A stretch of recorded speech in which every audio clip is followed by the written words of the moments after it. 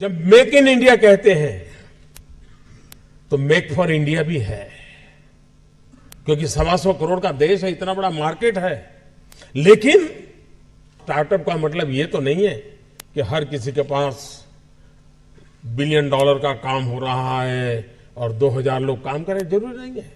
5 लोगों को भी अगर मैं रोजगार देता हूं तो मेरा स्टार्टअप मेरे देश को आगे बढ़ा रहा है।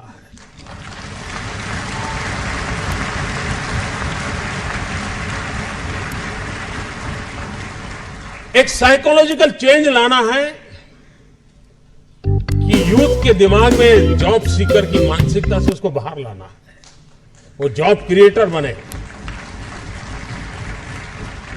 और एक बार उसके दिमाग में आ गया कि मुझे 2 लोगों की जिंदगी के बाद संभालना है, वो कर लेगा। ये काम आप नौजवानों के दिमाग से हो सकता है। और इसलिए मैं जब कहता हूं स्टार्टअप इंडिया, तो मैं मान के चलता हूं स्टैंड अप इंडिया।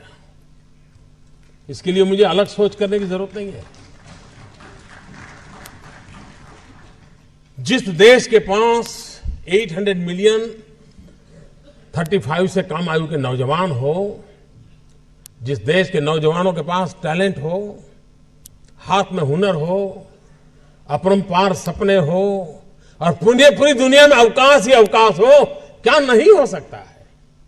मानव जात के लिए चुनौतियां आवश्यक हैं, क्योंकि सरफरे लोग तो हैं जो तबाही करने पर तुले हुए हैं।